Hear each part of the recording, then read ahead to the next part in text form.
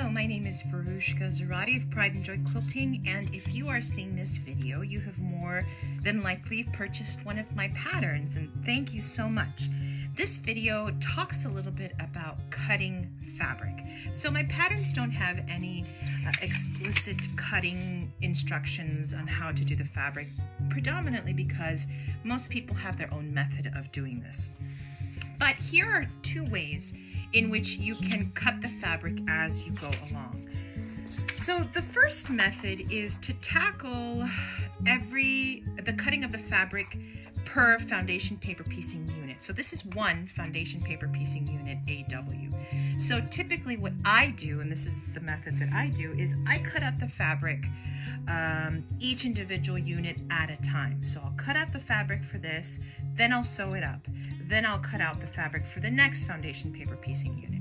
And that's only because I rather not get too confused or have too many little bits of fabric. But the more advanced you get, then the more you can prep the foundation paper piecing units with all of the fabric for them. So there are essentially two ways of cutting fabric. One is, again, you can do it one at a time, or you can do them all at a time. Cut all the fabric first before you sew.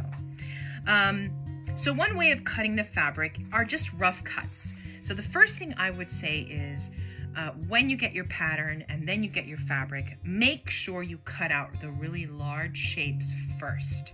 So that is essential. Make sure you cut out the really large shapes first. And usually those are background shapes.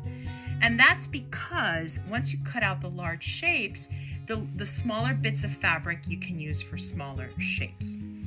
So one way of cutting the fabric is sort of what I call rough cuts. You need to make sure that you have at least 1/4 of an inch around a particular shape. And when I say shape, I'm talking about one fabric shape. So this FPP unit has 1, 2, 3, 4, 5, 6 fabric shapes within it.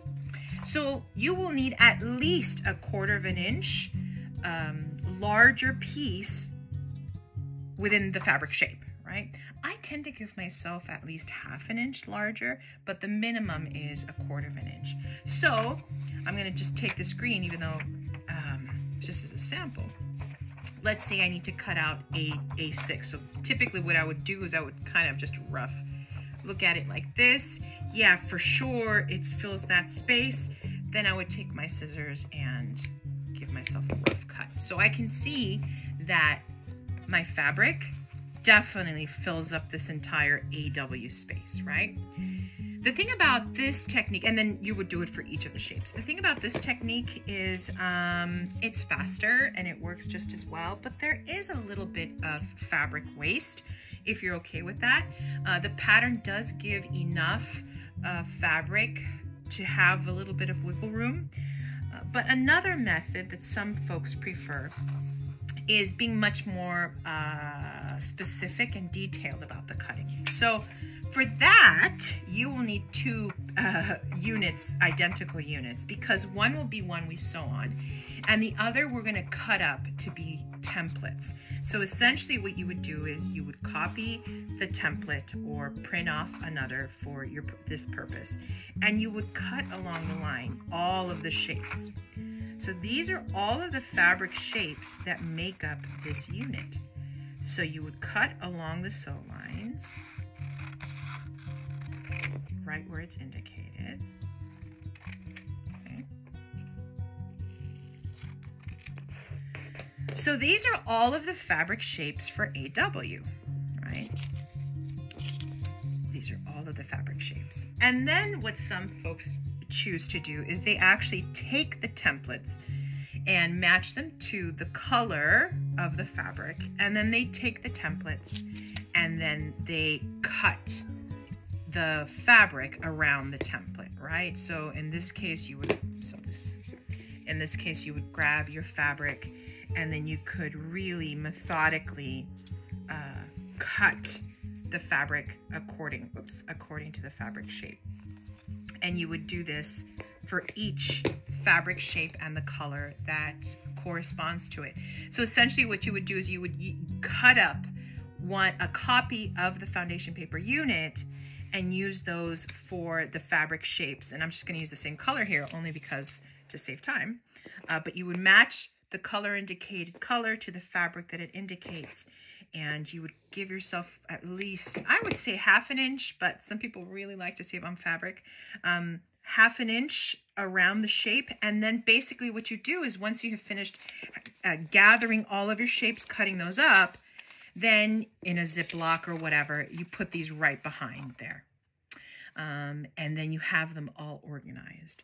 So some folks choose to do this for all of the foundation paper piecing units before they start. That's definitely possible. Or you can just tackle it one at a time, whatever works for you. So another detail would be that before you start cutting fabric, you will most definitely need to glue larger sections together in order to have the entire shape of the fabric that you need. So in this case, this is foundation paper piece unit E. It's called E. I would need to glue the sections together before I go on to cut larger sections. And if you do the rough cuts, like I had mentioned before, that you just kind of, eyeball it and then cut, you still need to do that. But if you want to cut them up, the foundation paper piecing shapes individually, then you would definitely need to do this still, right? So you would need to glue it before you go on, those are my fabric scissors, and cut out the shape along the line so that then I have the entire shape needed for that unit, right? And of course, I'm going to give myself at least 1/2 inch, well, minimum 1/4 inch all the way around. If you're very advanced, then you can do it, specific. Now this is a seam allowance, so that already has the 1/4 inch seam. So you would just need this section.